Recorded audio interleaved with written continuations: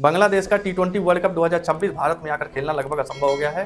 बांग्लादेश के खेल मंत्री जो आसिफ नजरुल हैं, वहाँ के खेल सलाहकार भी हैं, उन्होंने दावा किया है कि आईसीसी की सुरक्षा समिति से उनकी बात हुई है और आईसीसी की सुरक्षा समिति ने आशंकाएं जताई हैं बांग्लादेशी प्लेयर की सुरक्षा को लेकर, और कुछ मांग भी रखा है आईसीसी सुरक्षा समिति ने बांग्लादेश क्रिकेट बोर्ड के सामने। तो ऐसी मांग रखी है, शायद उस मांग को स्वीकार करना, उस मांग को मानकर बांग्लादेश का भारत में आकर खेलना लगभग बांग्लादेश क्रिकेट बोर्ड के लिए भी असंभव है। ऐसा आसिफ नजरुल दावा कर रहे हैं, क्योंकि वो खेल मंत्री भी हैं बांग्लादेश के। देखिए, पहले तो आईसीसी को उन्होंने 2 लेटर लिखे थे। आईसीसी को पहला लेटर लिखा था, सीधा कहा था उन्होंने कि हम इंडिया में नहीं खेल पाएंगे और हमारा मैच श्रीलंका में शिफ्ट कर दो। फिर उसके बाद आईसीसी ने इनसे बोला कि भाई साहब क्यों कर दे, कोई इसका जेन्युइन रीजन बताओ और डिस्क्राइब करो अपने जो तुम्हारे संभावित जो थ्रेट हैं, तुम्हें इंडिया में लग रहा है तुम्हारे प्लेयरों को। तो उन्होंने दूसरा लेटर लिखा, तो शायद इन्होंने लंबा चौड़ा अपने थ्रेट का पूरा लिखा था कि भारत में कैसे इनको कैसे खतरा है।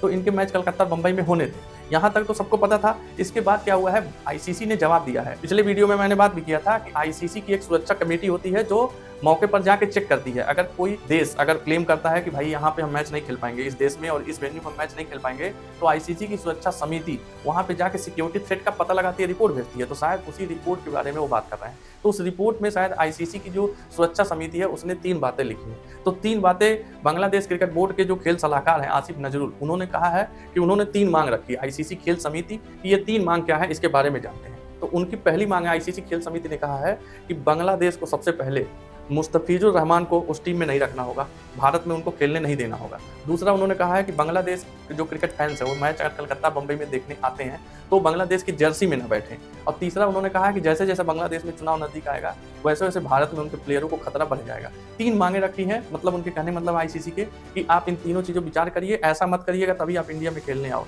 तो देखो, आईसीसी ने एक बात और भी कहा था कि आईसीसी ने कहा था कि देखिए हम वेन्यू तो नहीं बदल सकते, बीसीसीआई साफ तौर पे कह चुका है कि लॉजिस्टिक ये नाइटमेयर हमारे लिए और हम तो नहीं कर पाएंगे ऐसा, यहाँ से शिफ्ट वहाँ नहीं कर पाएंगे। आईसीसी ने बोल दिया कि आपको खेलने आना पड़ेगा, नहीं तो आपके मैचेस फॉरफिट करार दे दिए जाएंगे। तो उसके बाद से ये जो 3 चीज़ें बताई कि इसको सही कर लो और आप आओ खेलने, कोई दिक्कत नहीं है। तो आईसीसी सुरक्षा टीम के इस बयान के बाद बांग्लादेश शायद असंभव है भारत में आकर खेलना, क्योंकि देखिए बांग्लादेश क्रिकेट बोर्ड और आसिफ नजरुल भी इस बात को कह रहे हैं कि हमारा जो फ्रंट लाइन बॉलर है मुस्तफिजुर रहमान, उसके बिना हम वर्ल्ड कप कैसे खेलेंगे भारत में आके। दूसरा उनका ये कहना है कि हम क्रिकेट फैन को ये वो तो नहीं कह सकते कि कौन से ड्रेस में उनको जाना है मैच देखने। और तीसरा उनका ये भी कहना है कि हम वर्ल्ड कप के लिए अपने देश के चुनाव को ऐसा तो है नहीं कि हम 6 महीना साल भर आगे करते। तो देखिए, ये मांग असंभव है उनके लिए मानना। और भारत ने अपना स्टैंड तो क्लियर रखा था कि भारत तो कहा है, बीसीसीआई साफ कही है कि अब कुछ नहीं मैं कर पाऊंगा।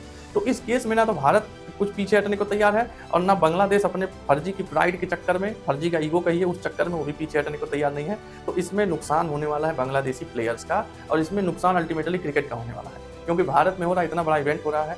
तो सब कुछ अगर अच्छे से होना था तो बांग्लादेश को भी पार्टिसिपेट करना था। देखिए, बांग्लादेश के नए आने से बहुत ज़्यादा वेरिएशन नहीं होने वाला है पॉइंट टेबल में। जो 4 ग्रुप बने हैं, चारों ग्रुप में पहले से पता है कि बेस्ट 2 टीमें कौन अगले स्टेज में पहुंचने वाली हैं और वर्ल्ड कप को जीतेगा कौन। देखिए, शुरू के 4 टीमें हैं, सबको पता है कि भारत प्रबल दावेदार है जीतने का। ऑस्ट्रेलिया भी है, इंग्लैंड भी है, न्यूजीलैंड भी है, साउथ अफ्रीका भी है। इसके अलावा वेस्ट इंडीज को मान कंसीडर कर लेते हैं, क्योंकि टी20 फॉर्मेट में वेस्ट इंडीज अलग टीम बन जाती है। उस हिसाब से बांग्लादेश तो इस मौके पर तो कहीं आता ही नहीं, स्टैंड ही नहीं करता है। तो बांग्लादेश के प्लेयर का अल्टीमेटली नुकसान होने वाला है, जो कम से कम इतने बड़े इवेंट में मैच खेल के अपना एक रिकॉग्निशन जो है उनको वर्ल्ड क्रिकेट में आइडेंटिफाई करते हैं, जो पहचान उनकी बनी रहती है। तो वो तरह से जो उनको लीग अलग अलग खेलने हैं तो उनको वहाँ नुकसान होने वाला है। अब देखते हैं आगे इसमें क्या है। बड़ा देखिए रोमांचक मोड़ पे ये चीज़ें पहुँच गई हैं, और जैसे जैसा समय भी नजदीक आ रहा है, आप देखिए कि अब समय 15 से 20 दिन का टाइम बचा है। तो 15-20 दिन के टाइम में अब तो ये तो असंभव हो गया है।